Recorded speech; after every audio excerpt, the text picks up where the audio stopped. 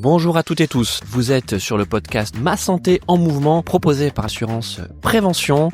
Aujourd'hui nous sommes avec Laure Mess qui est maîtresse de conférence à l'université Clermont-Auvergne et chercheuse au sein de la chaire Santé en Mouvement de la Fondation Université Clermont-Auvergne qui est soutenue par Assurance Prévention. Bonjour Laure. Bonjour. Merci d'être avec nous. Donc nous allons aujourd'hui parler d'une étude que vous avez coordonnée qui s'appelle le projet Remove qui est une étude d'ampleur puisqu'elle a porté sur plusieurs mois et l'objectif de cette étude c'était de connaître les effets de la remise en activité dans le cadre de la sédentarité des travailleurs du tertiaire. Alors les travailleurs du tertiaire ce sont en général les travailleurs qui travaillent dans les entreprises de services.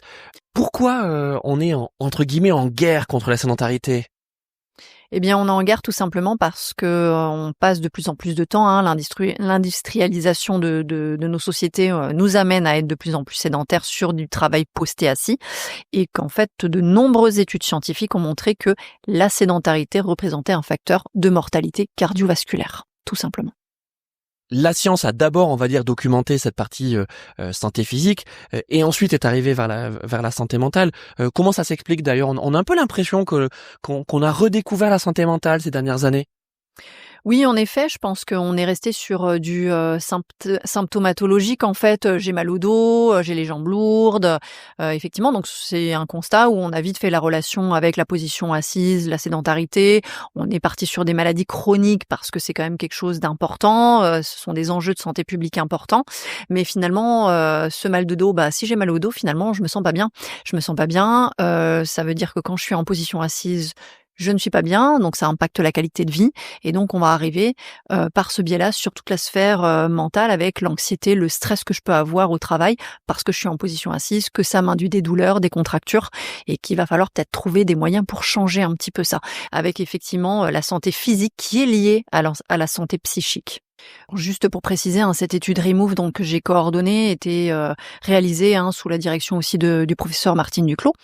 Et donc j'ai eu le plaisir de coordonner cette étude et effectivement on a travaillé auprès de salariés du tertiaire qui donc passent leur journée de travail devant un écran et en position assise. Et en fait, vous avez suivi donc combien de personnes pendant ces 3 mois ?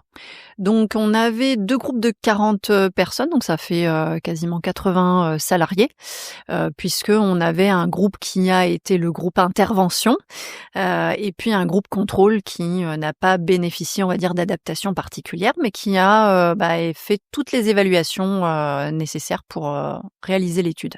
Vous avez comparé ces 2 groupes pendant 3 mois, et vous avez comparé quoi exactement ? Alors, nous avons évalué l'effet de l'utilisation d'un petit pédalier qu'on met sous le poste de travail versus pas d'utilisation de pédalier pendant 3 mois. Et donc, nous avons évalué l'effet de ce pédalier sur un certain nombre de paramètres à la fois physiologiques, mais également certaines évaluations sur la dimension plus psychologique avec le stress, la motivation au travail et donc voilà vraiment une approche un petit peu intégrative entre le biologique et le psychologique. Alors je vais juste me permettre de rappeler que des études avaient été réalisées au sein de notre laboratoire de recherche, mais avaient évalué chez des salariés du tertiaire l'effet de l'activité physique. Donc pas pendant les périodes de travail, mais vraiment le fait de rendre actifs des salariés. Et on sait que l'activité physique est bonne pour la santé globale, santé mentale, santé physique, mais pas pour la santé et le bien-être au travail. C'est la différence avec notre étude Remove qui vraiment s'est intéressée à l'activité, la remise en activité pendant que les salariés travaillent. Et les résultats, donc on les connaît, on va vous les dévoiler, sont très positifs, justement pour ce groupe qui a été testé avec les pédaliers, Laure. Donc l'objectif là, c'était quand même d'utiliser le pédalier à hauteur de 1 heure par jour, c'est-à-dire 1 demi-heure le matin, 1 demi-heure l'après-midi. Donc les résultats ont montré alors des effets bénéfiques sur le plan physiologique, c'est-à-dire que lorsqu'on a fait un bilan sanguin chez les salariés qui ont pratiqué ou utilisé ce pédalier, eh bien on a vu qu'il y avait certains marqueurs, notamment lipidiques, inflammatoires, qui étaient abaissés chez les salariés qui ont pédalé régulièrement pendant leur temps de travail.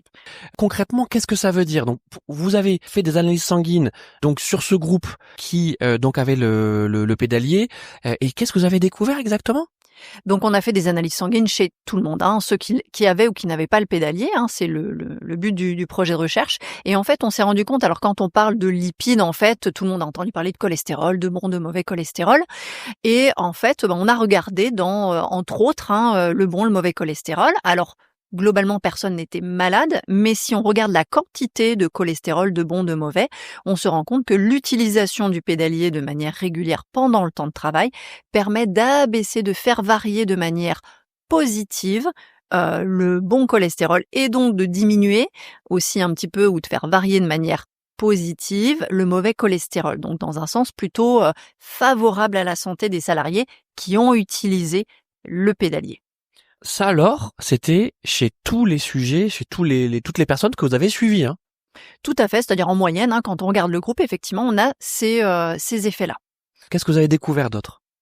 Alors on a aussi fait des petits tests de conditions physiques quand même au départ pour tout le monde, et on s'est rendu compte que, alors on n'a pas une amélioration globale de la condition physique, mais on se rend compte que quand on fait des petits tests d'effort, des montées de marche par exemple, ceux qui ont bénéficié du pédalier récupèrent mieux. Quand on leur demande, on leur fait faire une petite épreuve, un petit test physique. Donc ça, c'est un petit indicateur pour dire qu'aussi biologiquement, ils sont un petit peu plus capables de s'adapter en fait. Donc ça, c'est très intéressant. Donc on a dit, vous avez fait des tests sanguins. Qu'est-ce que vous avez regardé encore? On a regardé également des dimensions plus psychologiques et de bien-être au travail. Donc ces ruptures de sédentarité, comme je l'ai évoqué tout à l'heure, on sait que l'activité physique, pas la rupture de sédentarité, mais l'activité physique a des effets bénéfiques de manière générale, mais pas sur le bien-être au travail. Donc là, nous, ce qui nous intéressait, c'est vraiment d'avoir aussi cette dimension de bien-être au travail, de stress, d'anxiété au travail. Et on a pu observer que déjà on a eu une bonne motivation sur le dispositif. Personne n'a souhaité arrêter, ils ont même souhaité continuer après l'étude. Et on a observé que finalement les personnes du groupe ayant bénéficié du pédalier avaient moins de stress au travail et étaient beaucoup plus motivés finalement dans le cadre de leur travail. Et ça n'a pas modifié finalement leur efficience sur la tâche qui leur était demandée au niveau du travail. Donc ça c'est important aussi, puisqu'il faut bien que le dispositif qu'on va mettre en place ne modifie pas finalement l'efficacité des agents, des employés sur ce qu'on leur demande. On a fait un webinaire donc avec David Thival, avec lequel vous travaillez au sein de l'université Clermont-Auvergne et également aussi au sein de la chaire santé en mouvement. On a parlé du stress et notamment de cette hormone cortisol dont on va peut-être rappeler ce que c'est, et elle a un impact direct sur les travailleurs derrière un écran, pour les travailleurs du tertiaire très sédentaires. Elle est importante cette hormone. Comment on peut jouer positivement justement pour que la réguler et pas être dans une situation de stress permanente?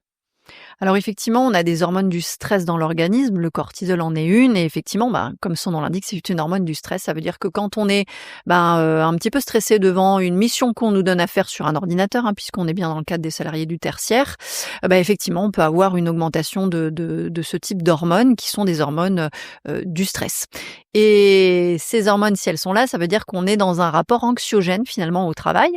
Et encore une fois, on va revenir sur ces ruptures de sédentarité qui vont nous permettre finalement de diminuer, de ramener l'état d'anxiété ou de nervosité à un niveau, on va dire, de base, un calme qui peut revenir si on crée ces moments de pause entre les missions, entre les dossiers qu'on a à traiter, qui permet justement de baisser ces taux d'hormones de stress qui vont nous engendrer un comportement, j'ai envie de dire, pathologique sur le plan psychologique, notamment si c'est de manière chronique. Et donc Laure, à quoi ça sert de faire ces études du type Remove, au-delà de venir enrichir la documentation scientifique? Est-ce qu'on peut y voir des applications pratiques? Est-ce que c'est aussi peut-être qu'il est temps de remettre du mouvement dans leur activité? Alors, le mouvement, c'est effectivement, si on peut effectivement régulièrement faire des pauses, alors comme je le disais, hein, c'est-à-dire que je termine une tâche, je me lève, je m'étire, je vais faire quelques pas. Je suis pas obligée de faire, très longtemps, ça peut être à l'ordre de quelques minutes, 5 minutes, c'est bien, mais peut être 2-3 minutes, c'est déjà bien. Ça permet de casser, c'est la rupture. On le sait que c'est la longueur du temps passé assis qui est vraiment délétère aussi. Donc si je peux casser, si je peux avoir un même temps assis, mais que je peux couper régulièrement, c'est très bien. Et puis en effet, au-delà de cette sédentarité, hein, qui est une notion, on a la notion d'activité physique, d'être actif, et où là il y a des recommandations hein, quand même qui sont de 30 minutes par jour d'activité modérée. Hein, donc effectivement, là faut essayer sur la pause du midi, en sortant du boulot, d'utiliser des modes de transport actifs si on le peut. Ou si on ne le peut pas, d'essayer de prendre ce temps-là pour soi aussi. Entre midi et 2, ça permet de faire une coupure pour soi dans sa journée de travail. Encore, on revient là sur la sphère psychologique. Hein. Je me prends du temps pour moi et ça me fait du bien. Je relâche la pression. Et puis après, la journée de boulot, c'est pareil. Ça permet de prendre du temps pour soi. Et même si c'est une demi-heure de marche, lent, c'est bien, tout compte. Hein. Si c'est un peu plus actif, c'est très bien aussi. Voilà, chaque pas compte.